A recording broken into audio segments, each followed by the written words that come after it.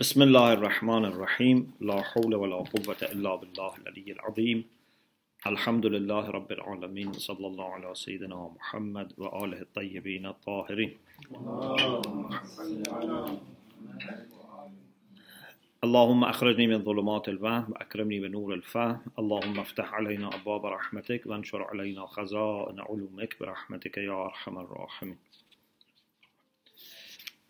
We discussed Mullah Sadra's idea of substantial motion, al-harakatul jawhariyya. And we said that before Mullah Sadra, the idea was that you would only have haraka or motion in some accidents, some a'rad, in kam, in kayf, in ayn, okay? And salamatullah. In wadh, for example, according to some. But Mullah Sadra mentioned that haraka can be in the substance itself. Actually, he argued that we cannot have a haraka in those accidents unless we have haraka in the substance itself. And we talked about different requirements of haraka. We mentioned there are 6 requirements, and philosophers before Mullah Sadra had the idea that one requirement is you have to have one fixed subject. Okay? And that is why they didn't accept haraka in substance, because then there would be no fixed subject. But Mullah Sadra said there is no need to have fixed subject. There is a subject, but that subject can be changing. Now, the last lesson in this section is about arguments, proofs for substantial motion. And inshallah, after this, we move on to the last section of the book, which is about knowing God. It's ilahiyat bil ma'na al-akhas. Many of books on Islamic philosophy, the last part is about Allah's existence and attributes, and we call them al-ilahiyat bil ma'na al-akhas. Next semester you can cover that? No, we will start inshallah today. So today I hope we would finish Harakat al-Jawhari and we do one lesson from the next section, inshallah. So, according to the Farsi version, this is lesson 40 about proof for Harakat al-Jawhari. And this is last lesson in section 10. Maybe in the English translation, I think it's 30. the order is changed. I think it's 30 implications of motion. Yeah, so proof for substantial motion. First, the first proof, the first argument.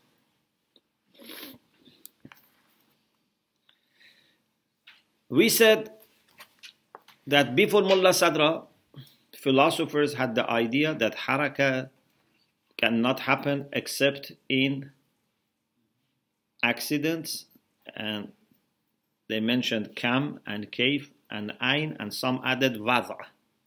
You remember al-harakatul wad'iyya, something it's moving around itself, and also something else. Mullah Sadra says when a jism, a physical object, a material thing, in this dunya, in this world of physical and material objects, when something is moving, is going through gradual change. You remember we said haraka is what? Gradual change. Unlike kawnu fasad. Kawnu fasad is sudden. Haraka is gradual, ongoing process of change. They say in this material world, in this alam maddi, when something is changing in quantity or quality or a space, in ayn and wadah. So the thing itself is not moving. These are the things that are, as we call it, al-mutaharriku bil-arad. They are moving. But what is causing this motion? We need to look for al-mutaharriku bil-dhat. Because philosophers have a rule. This rule is very important. And in Bab Hadi Ash we had this rule. كل ما بالعرض ينتهي إلى ما بالذات. Do you remember this rule? كل ما بالعرض ينتهي إلى ما بالذات. Who remembers the example? We had a sweet example and a salty example.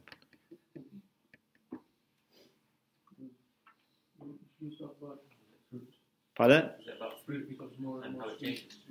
No. Yes.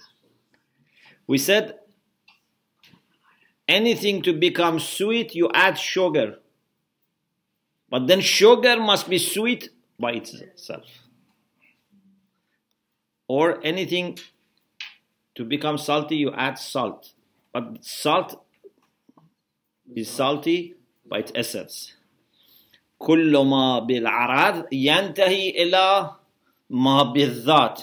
So if A has a quality because of something else, and that has a quality because of something else, this cannot continue forever. We should reach a point that something has that quality essentially. Yes? So it needs cause. Very, very important point, please remember. It needs cause to give it existence, but it doesn't need the cause to give it this quality.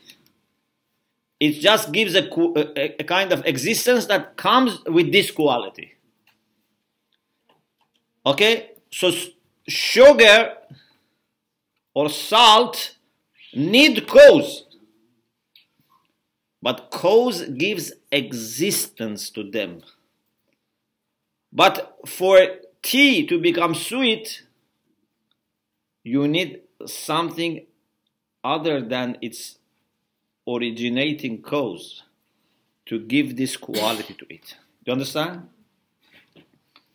So, Mullah Sadra brings this idea to Haraka. He says, when Haraka is in Araz, in Kam or Kayf or Ain or Wadah, it's like sugar is put in tea. So you have, sweet tea. But sweet tea needs something which is sweet essentially. You have to stir it as well for it to dissolve, isn't it? Yes. So that is what. How do you put that together? No. That's something else. Yeah, so you do it. But the thing is that even when you stir it, you need something which is sweet. Sweet, that's right. But why that is sweet?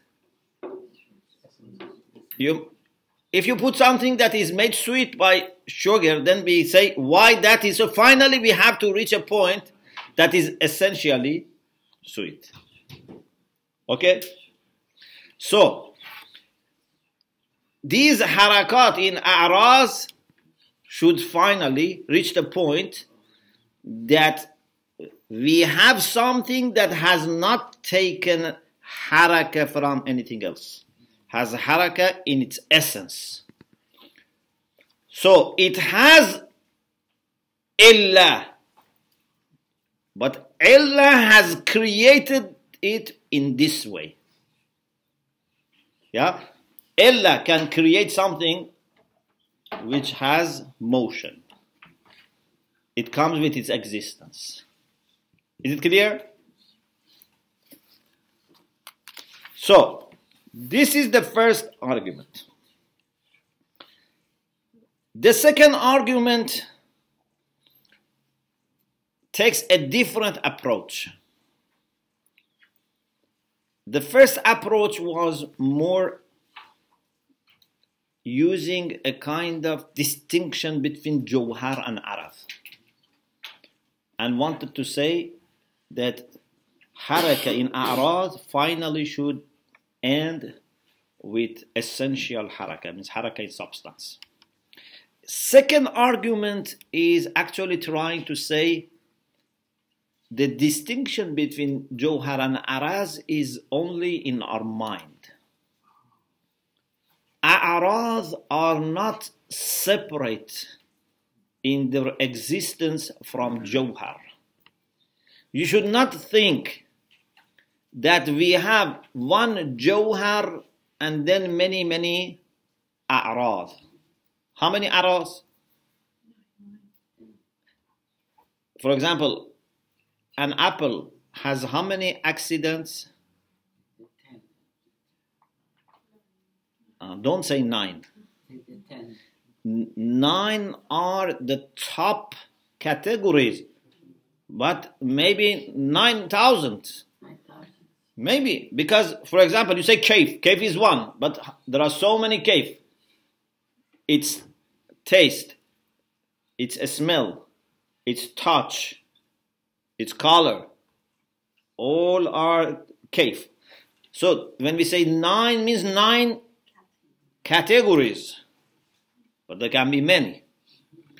So what is important is that when we have something which has Jawhar and many A'raz, this separation is not in existence. It's not in their being. It's not that in the reality we have too many things. In the reality we have one thing with different qualities. Yeah? If you have for example, 2 human beings. One is a human being who is tall, for example, another human being is short. One is thin, another is fat. One is, I don't know, for example, man, one is woman. One is young, one is old. There can be many different qualities. But these qualities are not independent realities. You have one person with different qualities. Okay? So, any change that happens in those a'raz, in those accidents, is in reality a change in this existence. And this existence in the first place primarily is the substance.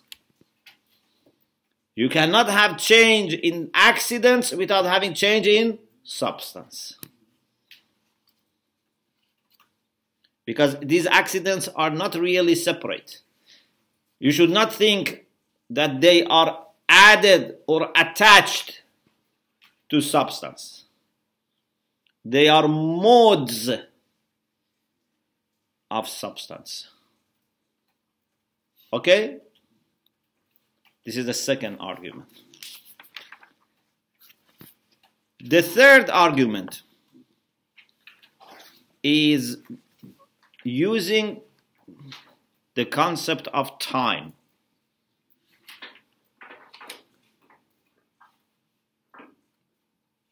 When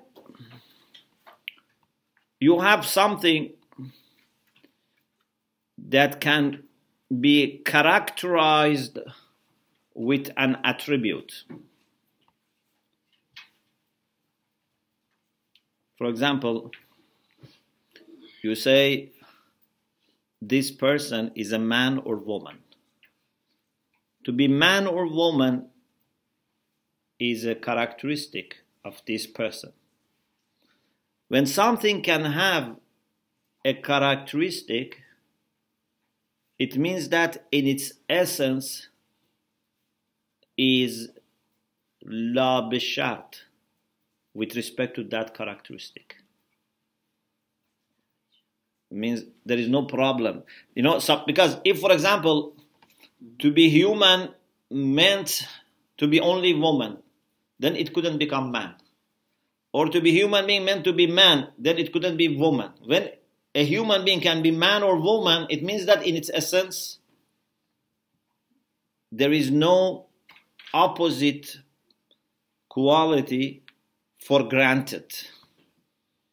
So if I ask you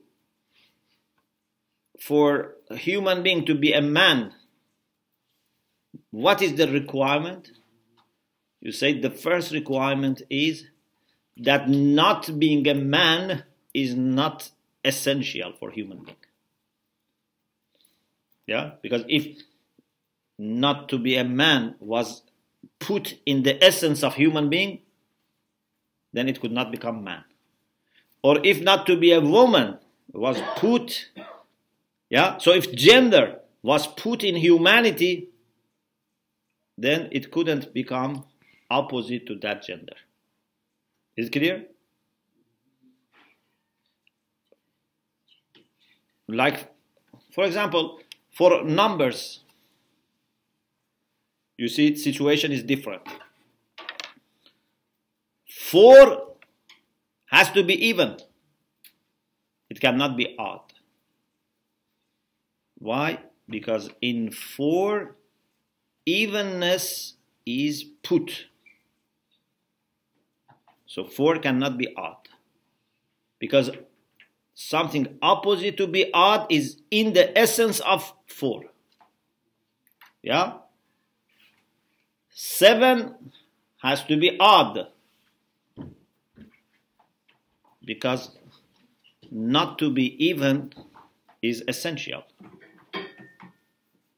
But what is important is that in humanity, gender is not put as a requirement.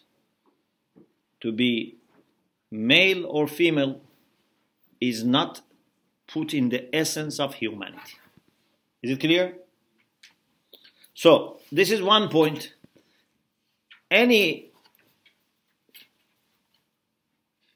concept that you imagine and you characterize it with some qualities, it means that in its essence should be open to that.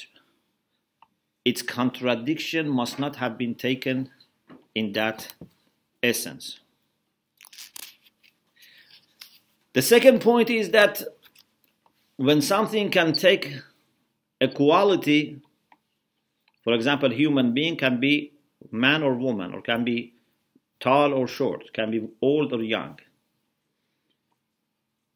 It means that not only that quality does not contradict part of its essential, but also that quality is compatible with it. But to have a quality, as you remember, can be one of the 2 types. It can be what we call, and Haji Sabzevari Rahmatullah Alayh mentioned in his book, sometimes is mahmul bil dhamimah and sometimes is mahmul min samimah. Sometimes it's by adding an accident to it, sometimes it's by bringing out of its essence. Yeah? For example, for number 4 to be even, you don't add anything. You bring it from its essence. Yeah? It's lazim zati. It's essential implication, essential requirement. But to be tall or short for a human being is something that comes from outside. Okay? It's not from its essence. To be tall or short, to be man or woman, to be young or old, they come from outside our essence. Is it clear? So you can have 2 types of qualities or properties or characteristics. One is something that comes from its essence and you just analyze it Something is that no, it has to be added. It comes from outside. So, philosophers had the idea that, for example, to be cold or to be hot is like, taste, for example, something like this, doesn't need to be there. They had the idea, maybe nowadays with modern physics, we say everything has a temperature. But for them, they had the idea that there are certain things like aflak, that they have no temperature. Or at least they are not hot or cold. Today we say everything has a temperature, and even when something is not hot or cold, this is just relative. It's just for us. Anyway, what is important is that coldness or to be hot is not essential. It's not like to be even or to be odd. Okay? It's something that can be attributed, but by dhamima, by attaching, by adding something to the essence. After mentioning these 2 points, Mullah Sadra approaches the issue of time. And he says, when something has time, very clever, movement here by Mullah Sadra. He says, when something has time, you should not think that time is something totally from outside. You should not think that time is like to be hot or cold, or to be male or female for us, or to be tall or short. To have time means you have to have a special type of being, because time is like evenness for 4, number 4, number 6. If you can have time, it means that in your essence you are changing. When you say, I am 50 years old, 60 years old, 30 years old, it's not just you are a fixed existence, a fixed substance, and something accidentally is causing your life or your time. Time is part of you. When you say something is 10 meter, can it have 10 meter as a characteristic without having imtidad, continuity? No. You cannot use 10 meter for something which has no continuity, it is not a spread in a space. For example, can you say, I want 10 meter of knowledge? No. You can buy a series of books which is 10 meters, but that's not knowledge. Knowledge has no continuity in space. So you cannot say 10 meter of knowledge. 10 meter of generosity. You cannot have 10 meter of generosity. But you can say 10 meter of clothes. 10 meter of wood. Because they have continuity. They have imtidad. So we have experience of time. Yeah? We really feel that time is affecting us. Yeah? Our example and time is not like someone who is fixed and watches a train is passing by. Yeah? When you are fixed and you see the train, you are not moving, but you see the beginning of the train, the middle of the train, the end of the train. But this is not our example. The first year we were born, the second year, the third year, we are also moving. It's not that we are fixed and only time is passing by. You understand? Even if you remember in one of the lessons I said, we have two types of actually age. The age of body and the age of soul. Our body go through changes and our soul go through changes. Normally we only look at the changes of body and we say someone is young or old. But soul is different. Some souls never become old.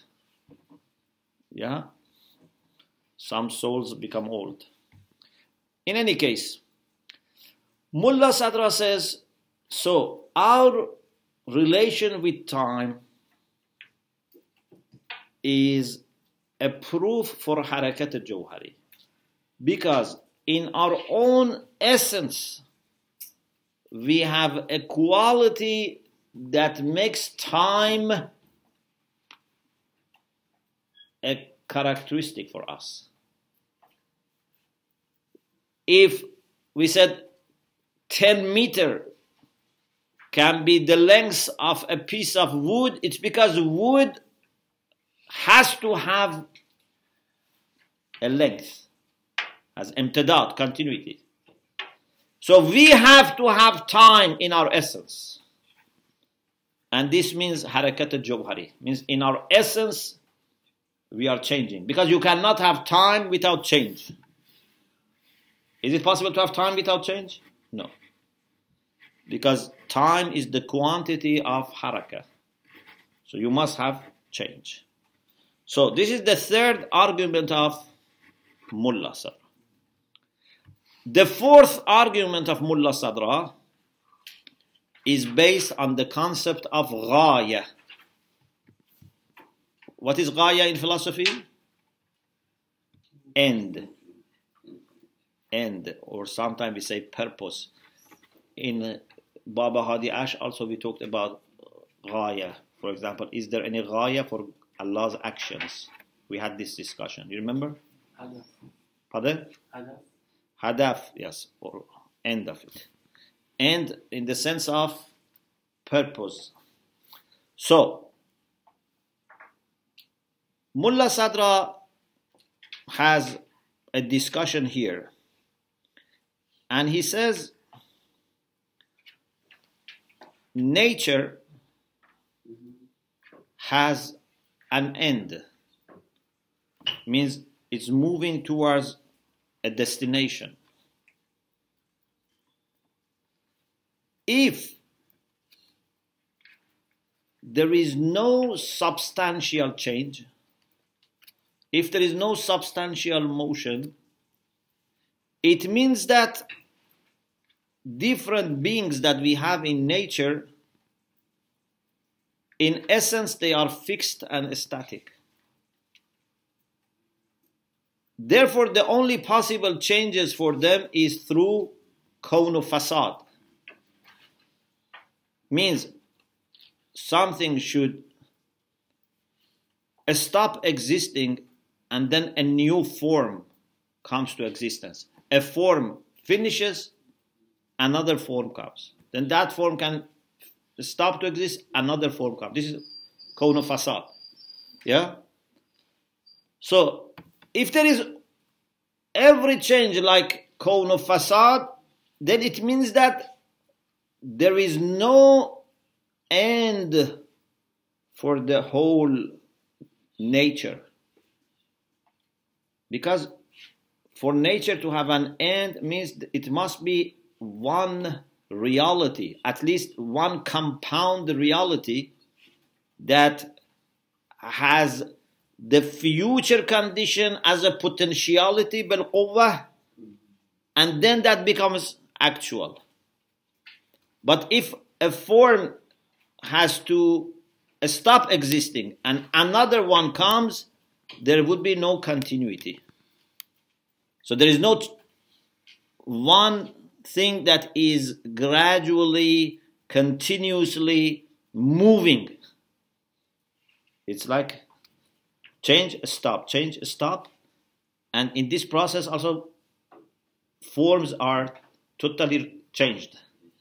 So there is not one unique thing, even if it is compound, no problem. But at least has to be one thing which is moving.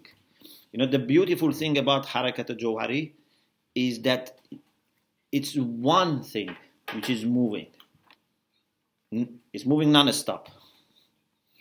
You know, imagine if you had a river that water was stopping and then you feel it again. Then it's stopped, become dry, then you feel it again. To say that this is one river which is moving towards an end is not possible. Yeah? Because if you fill it with water, take water, become dry, then you put again water and dry, there is no one thing which is moving to the end. Okay? So, this is the fourth argument of Mullah Sadra. The fifth argument is by Allama Tabatabai. So, although it's for Harakat al-Jawhari, which is the idea of Mullah Sadra, but because Allama Tabatabai also had accepted Harakat al-Jawhari, so he himself also brought a proof for that. He says, in the nature, we have two types of systems. Sometimes is a system for acquiring new things. Sometimes is for becoming new things. He says there are two possibilities, two kind of nizam, two types of systems. Or you can say two types of processes, two types of procedures. But he says nizam. Nizam is system. Sometimes is to get something new, to acquire. They call it dara shodan. Dara means to possess. So to possess new things. For example, you have apple, it had green color, now it has red color. So this apple is acquiring, is taking new colors. Or something can take new taste. It was sour, now it becomes sweet. But we have also the process of shodan, sayrurat, becoming. So sometimes something changes in itself, like an embryo that becomes a baby becomes a child becomes a teenager becomes a young person. So something is not only acquiring a new form, it's changing. Okay? So, he says, this world has possibility of change. But, a big question. These things which are going to happen in future, when this world is changing and, for example, embryo becomes a man, a woman, 30 years old, 40 years old. There is a change. Future has not yet come. But this is becoming that thing in future. How this happens? Why? For example, when you plant wheat, the seed of wheat becomes a plant and then grows and finally brings wheat. But if it is barley, it's bringing barley. Although at the early stage, we neither have wheat or barley. This is a question that, if you remember, we talked about it before when we were talking about kayf istidadi. So, they say, although the future condition does not exist now in actuality, it's not bil fi'l, but it exists بالقوة. The seed of the wheat is wheat بالقوة. Means potential it's wheat, but it's not barley, even potentially. It's not actually barley, and it's not even potentially barley. Okay? So, to be able to become something in future needs to have the same thing in two modes, potentiality and actuality. Of course, as you remember what we discussed in كيف استعدادي, that potentiality also can become stronger. Yeah? Potentiality.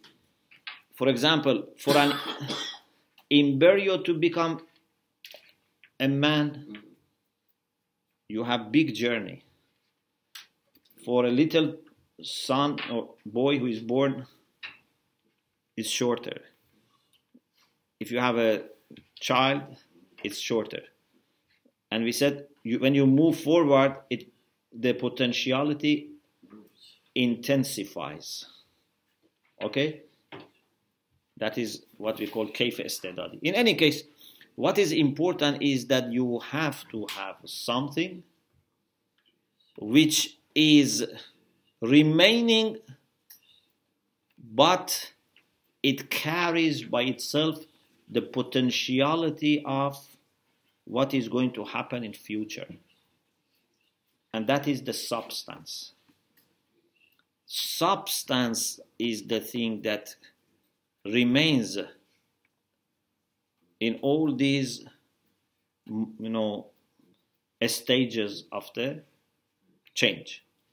But first it has something as potentiality, then it becomes actuality. If they were totally separated, if they were totally disconnected, if it was just kawn of fasad, you could not say that this is the becoming of the same thing.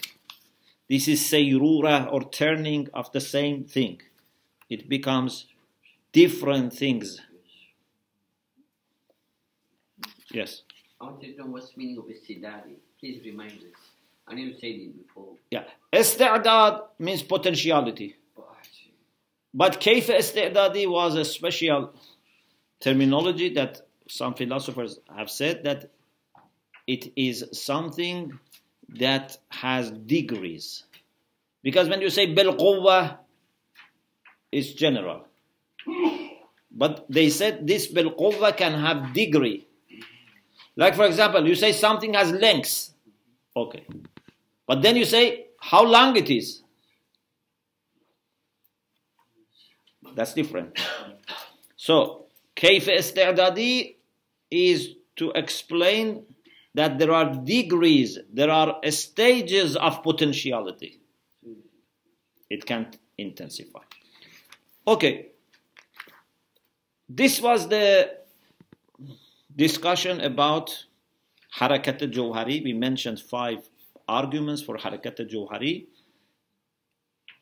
We, inshallah, continue in the second part with a new lesson in section 11. So we have a little break and then we continue. Alhamdulillah Rabbil Alamin. The next one, is it the proofs of the motion in essence? Just